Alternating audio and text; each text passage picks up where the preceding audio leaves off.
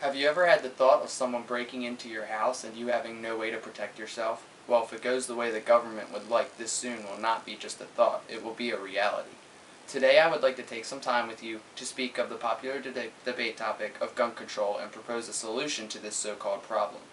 In order for you to comprehend the importance of this topic, I would first like to explain the Second Amendment and what it entitles. The Second Amendment states, "A well-regulated militia being necessary to the security of a free state, the right of the people to keep and bear arms shall not be infringed." Our right to bear arms derives from the right of self-defense, and is an individual right, as should it remain. Thomas Jefferson quoted, "No free man shall be debarred the use of arms."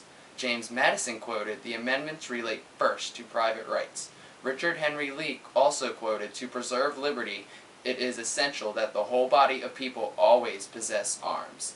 In 2008, the Supreme Court ruled in the District of Columbia v. Heller that it is our right to have self-defense, and the pre-existing individual right to keep and bear arms is protected by the Second Amendment. Guns are used and owned all over the United States. Many are used for self-defense, some for leisure activities, and unfortunately even in violence. Gun control has been significantly reduced over the last decade, bringing more guns and more gun owners in the U.S. now than ever. The number of firearms in the U.S. rises about 4 million every year. There is an estimated amount of 70 to 80 million gun owners in the United States. Of that, 40 to 45 million own handguns. 40 to 45% of the households contain a firearm. About 14.5 million hunting licenses are sold yearly. Studies done by Congress, the Department of Justice, and other various organizations have found no evidence that gun control reduces crime, suicides, or other accidents in the U.S. Many people believe that gun control is the solution to lowering crime rates, but in fact, it is already illegal for convicted felons to own or possess a firearm. Truth is, criminals will always find a way around the law to get a firearm, whether it was gotten from the black market, off the street, or even stolen. If criminals are still able to get a hold of firearms when the average citizen cannot, who's to say what the fate of this citizen could be? According to the FBI Uniforms Crime Report, there are many, many factors, some much more prominent than gun availability, that influence homicide rates and crime in general. Advocates for gun control look at guns only as a means to harm someone, though they are used in more to prevent injury. As it states in the Journal of Criminal Law and Criminology, law-abiding citizens defend themselves with guns against criminals as much as 2.5 million times every year. Of the shootings, more than 200,000 are by women defending themselves from sexual abusers. Police have an 11% error rate when it comes to accidental shootings of innocent civilians, while the citizens only have a 2% error rate. Since 1991, the total violent crime rate has actually decreased over 40%, and the murder rate has decreased by 50% because more and more citizens began to own firearms.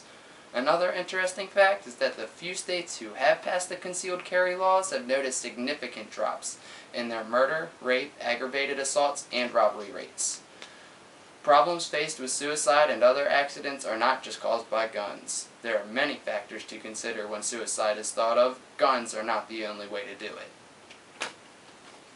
The fight for gun control has become a big topic in the United States regardless of the facts. Now I would like to take some time to propose an opposite solution. I believe that more gun control is not the way to fix the problems in America.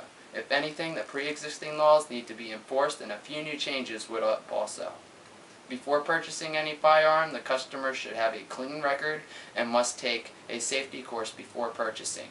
If this process is done correctly, it should decrease the amount of gun in the hands of convicted felons. Also, every state citizen who meets the requirements for purchasing a firearm should be able to conceal and carry the firearm without a permit or license. Vermont does not require a permit or license to carry concealed weapons, yet their crime and murder rates have dropped. They rank 49th out of 50 in crimes and 47th out of 50 in murders. Now, isn't it said by gun control advocates that more guns equal more problems? Well, the facts say no. It's a sad truth, but if the nation continues to try and bring about stricter gun control laws, then the society is bound to crumble. With more guns in America in the hands of lawful citizens, I believe crime would significantly be reduced throughout the nation. Think about it. If you were a criminal about to rob a bank, would you even consider walking through those doors, not knowing if the civilians on the other side will have a gun to point right back at you? Again, the Second Amendment states that a well-regulated militia, being necessary to the security of a free state, the right of the people to keep and bear arms, shall not be infringed. When the Constitution was written, the militia was not just normal citizens, not a trained army. It was written to protect the free people and for us to remain that way, considering that the United States is supposed to be a free country. For the safety of our nation, the right to bear arms shall not be infringed.